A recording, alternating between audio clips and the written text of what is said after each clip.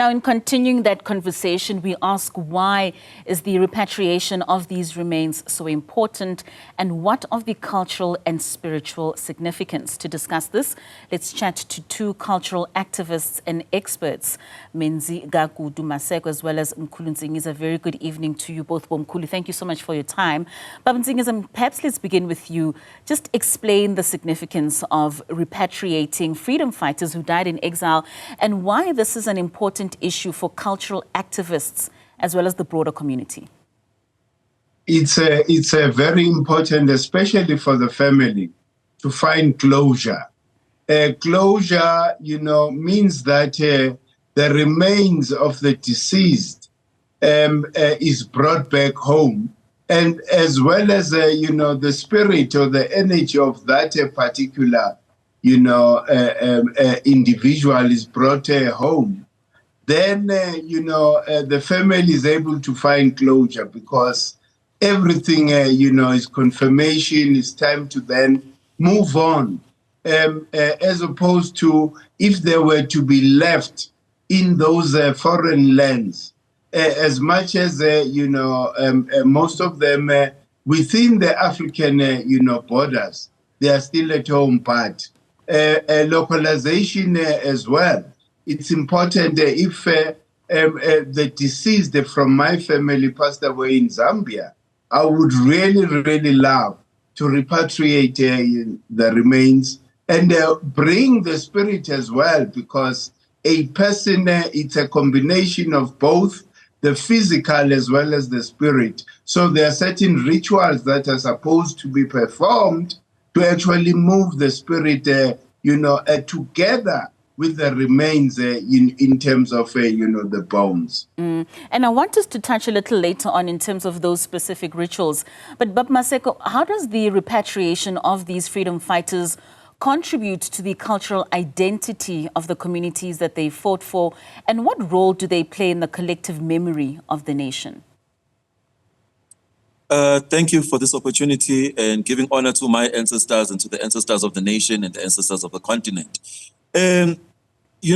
Every community has a history, and every community has its roots somewhere. And in that history, there are people who play significant roles in liberating that community or healing that community, or sacrificing a lot, sacrificing their comfort, sacrificing even the ultimate sacrifice, which is their lives, so that that community can be liberated. And when I by community here, I am not just meaning a particular just a space, a locality or anything. When I'm speaking about community, I'm speaking about the community as the South African community. So the South African government committed a lot to educate the nation about social cohesion.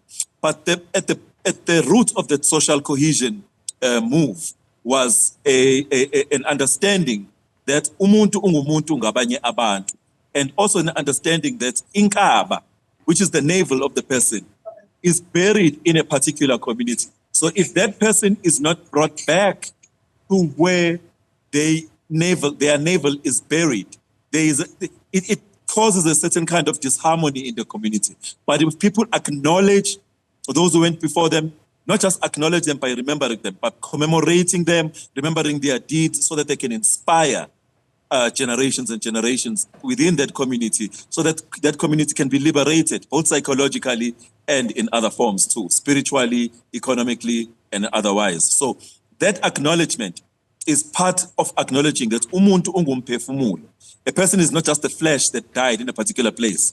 The person is actually umphefumulo, the spirit, right? So that spirit needs to be brought back, so that whatever, as Mkhulu said, whatever rituals that are required, whatever certain ways of acknowledging, commemorating, remembering them, those things are performed while their remains, their mortal remains are within the vicinity of that community, but also their umphefumulo wabo ukhunjulwa kuleyo ndawo. So it is very important. It's actually, it's an archive. Even every human being is kind of like a walking archive of both information, communication, and the contributions that they have given to their community. Right. So still staying on that theme of this being both physical and spiritual, I mean, Mkhulu, you mentioned a little earlier on that it's not just about those physical remains.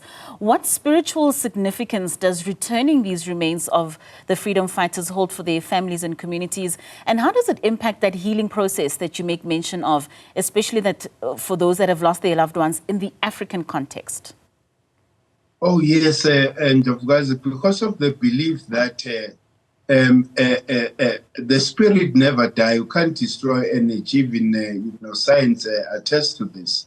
You can't destroy. You can't create energy. Therefore, it's there. So therefore, when the spirit departs from this physical body, and the remains. Remember that, especially I know with African people, who have a lot of content of melanin in their system. So what remains in those bones, is the melanin, and that molecule, it sends and receives messages. So that's why Africans would go to graves. They're not talking to the bones. They're talking to the energy, the spirit of that person, because he's forever connected. That's why in the African context, we don't burn, our deceased ones, because we want to continue the communication, with them, because we know on the spiritual side they are alive. So it's very, very important not just to repatriate, the remains, the bones, but also the spirit as well. And there's a certain ritual there that has to be done. In Zulu City, you have to get, this tree called umlahlankosi. Umlahlankosi is a transporter of those souls, so that the souls are able to be united with the remains of the physical body. Then there's completeness, in the hearts and minds, of the family. So, Mkhulu, are you saying we are limited in regarding melanin as just the pigmentation of our skins, and it goes beyond that all the way into energies? Oh, no, certainly. Africans were very scientific, in their perception, about life generally.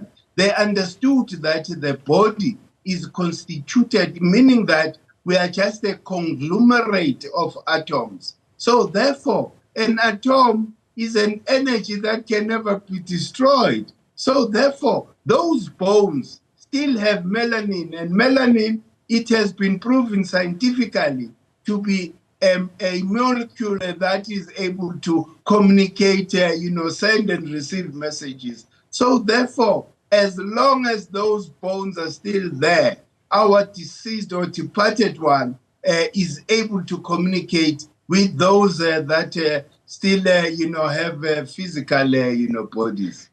So, Bump Maseko, in activating this melanin and ensuring that this energy continues, take us through the traditional rituals or commemorative practices that are involved in a repatriation process or should be involved. How do these practices honor the legacy of these freedom fighters that were brought in today? I'd like to shy away from the word traditional and look at our African ceremonies and rituals as very scientific, because they are not only metaphysical in nature, they involve community involvement, they involve certain celestial timing, for example, if a person has passed away, let's say you are from Gauteng, but you passed away in KZN.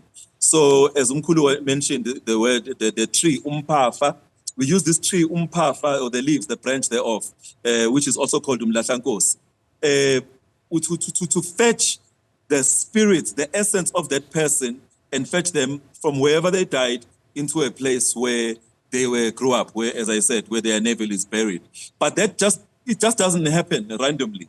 And then khona imikhosi efana nani ukubuyiswa nokukhushulwa kwedlozi. I don't know how to say these things in English, but ukubuyiswa basically is like the returning that person into their home. There are various rituals and different levels, but what is important to know is that they happen in phases. Some happen in 3 months, like Ishambo, or 6 months, like in Tambulugo, where the family itself washes their hands off the shadow of death. It's called the shadow of death, not because death is something that we fear. We just believe that our lives consist of many multiple dimensions, different levels. And those who are dead are not really dead, like the West African poet said.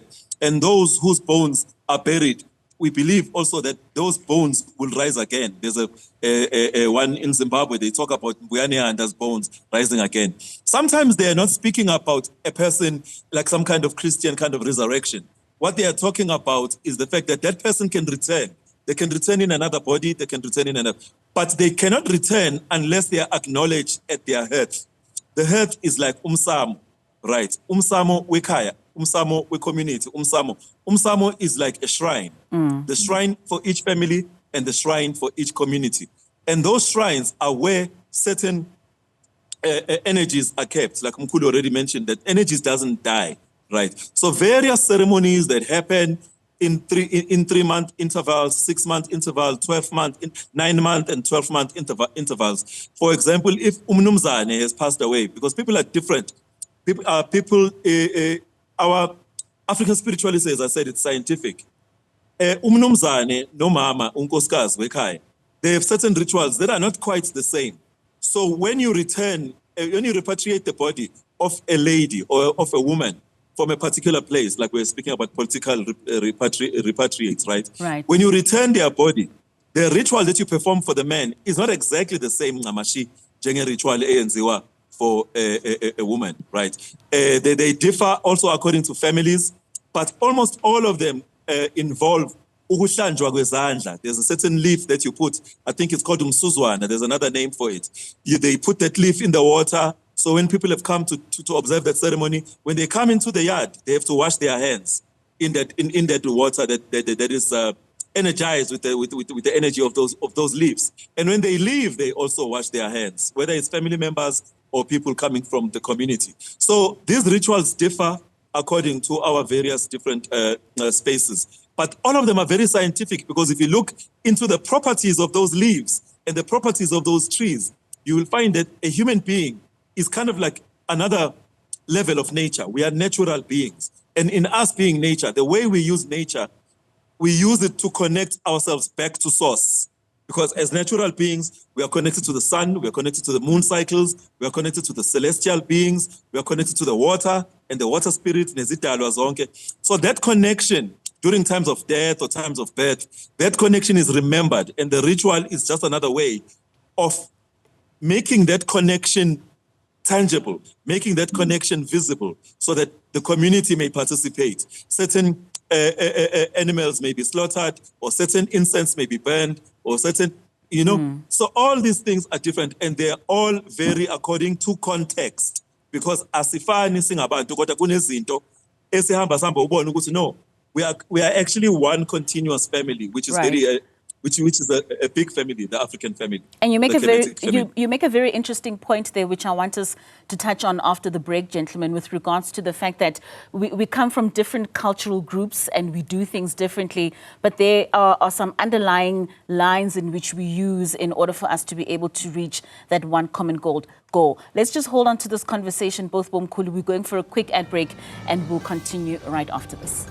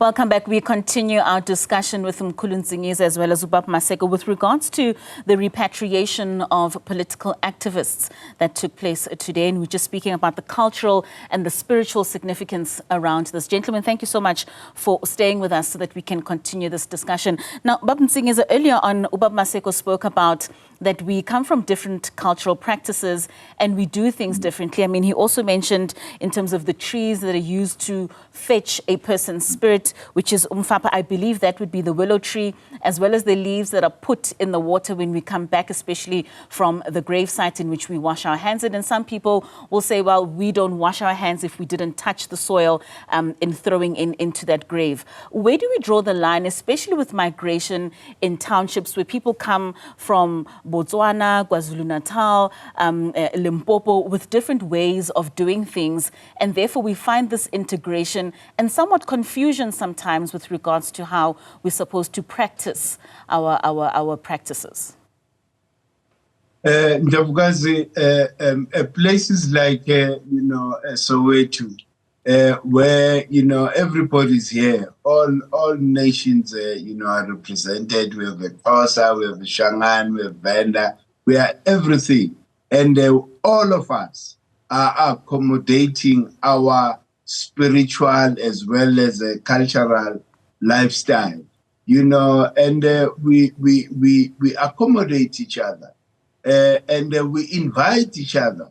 A Zulu ceremony or ritual that is done at a particular home, obviously everybody in the community is involved. You will find the Xhosa people, you will find Botswana people there. So for us, it's just a rainbow of different cultures, but we are one, and there's no discrimination and there's no suppression. So even though the situation is not conducive, because we are still in a concentration camp where we cannot fully, express our cultural and spiritual, as an example, for us to be able to fully practice our spirituality, every home should have isbaya, a crawl, because this is where the ancestors, are actually, expected to be in every household. So therefore, when we don't have we have been dislodged from expressing our full spirituality, because now you have to improvise as to where do you accommodate the ancestors of the home. So in terms of, full expression of different cultures in this, concentration camp, we call, townships, we are able to accommodate each other, and there's no suppression, and it's good to actually learn other people how they do, the same, because it's the same thing. The only difference is the packaging. What the vendors do and what the Sutus, what Xhosas do, the Tswanas, it's all the same thing, but a different packaging because of our geographical, position. But Maseko, so with that said, with Mkhulu saying that these townships are like concentration camps and we don't have access to land in order for us to have those kraals and have those energies of our ancestors being able to find expression within that, do you find this is where we've got that disconnect, especially as a nation, within those areas, that we don't have those spaces to express ourselves in the way that we should? Absolutely. That's why I was highlighting the connection between human beings and nature. In essence, we are not human beings. We are divine beings or natural beings, if you prefer. And nature is part of what gives us our well-being. When we are removed from nature, which is the land, we are unwell. We are not healthy. We are basically, we are actually half dead. And maybe some of us are going towards life, others are going towards death, But the point I'm raising there speaks to the topic of the who, what, when, and how, you see. The ones that were exiles, the people that are being brought back from exile, they were fighting for land. They were not fighting for a democracy. They were not fighting for are being accommodated into the suburbs. They were not fighting for better townships. They were not fighting for better jobs even, you see. They were fighting for the most sacred thing, which is Taneter, the land of God, right? We call it the land of God because it's the land of our ancestors. So when we speak, especially KwaZulu, we say Izwe lika Mthaniya. Mthaniya is an actual person, a grandmother, the great grandmother of the kings, right? Almost all these lands in Southern Africa or throughout the continent of Africa, they have divine mothers who are their queen mothers, right? So all that basically speaks to our relationship with nature, which was disrupted, and someone had to stand up and fight and even lose their lives, even cross the borders, had to run away from their own land in order to protect the land. So everything revolves around land. So the ritual that requires water, and the water is polluted because of industry, because of the civilization that we are living in, which is about destruction of nature. That ritual is disrupted significantly. A ritual that requires me to go to the mountain, and the mountain is privatized by Van der Merwe or Van der Smith or Van der whoever. That access to that mountain is very important. Like Mkhulu Nsingiza has been fighting for past, ever since I've known him, for access to a very significant part, which is the Inzalaelanga or Mazisagas. There are other parts, other sacred sites. When we cannot access them, it means that our rituals themselves are actually half done. So we need that access to land. And that's the essence of why people were exiled. And that's the essence of why they must be brought back. So that their spirits, can be seen to be manifesting in our getting back the land. Gentlemen, as we wrap up, we have run out of time. Sorry, Baba Maseko, I just want to close off the discussion. And you've closed it off very nicely with regards to the fight for the land, and that is exactly what those who have been repatriated were fighting for. Baba Nsingiza, in just continuing with that, and just very shortly, we need to pass on the baton. It's the young people of our country who need to understand where we come from. As a cultural activist, how do you engage with younger generations to ensure that the stories and the legacies and the spirituality of these freedom fighters are remembered and valued?